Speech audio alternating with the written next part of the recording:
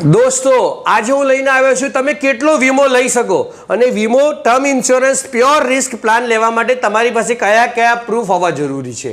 Insurance ઇન્ડસ્ટ્રીની સૌથી ખૂબસૂરત product હોય ને તો એ ટર્મ ઇન્સ્યોરન્સ છે, જેમાં માત્ર ને માત્ર રિસ્ક કવર થાય છે, એટલે માત્ર મૃત્યુ થાય તો વારસદારોને પૈસા મળે છે, એમાં કોઈ ઇન્વેસ્ટમેન્ટનું તત્વ હોતું નથી।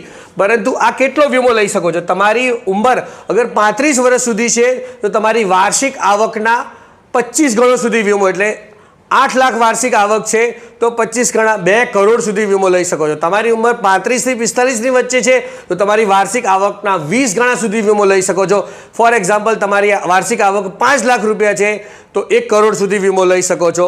તમારી વાર્ષિક આવકના 15 ગણા અગર તમારી ઉંમર 46 થી 55 સુધી છે તો લઈ શકો છો। એના માટે કયા કયા પ્રૂફ જોઈશે?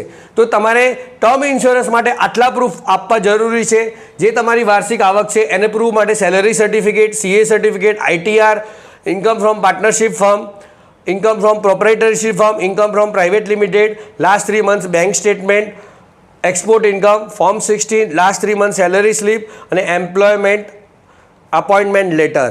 આ પ્રૂફ આપવા દ્વારા તમારી ગેરહાજરીમાં તમારી ઇન્કમ રિપ્લેસમેન્ટ ટૂલ છે ટર્મ પ્લાન, એટલે કે 20 ગણા કરી દીધા તો 20 ગણાના કોઈપણ રકમને ભાગ્યા 20 કરીએ તો 5%, પાંચમો ભાગ આવે તો 5% સુધી તમને એનું વ્યાજ મળે। એની એફડી કરાવી દો તો દર વર્ષે 5% મળે।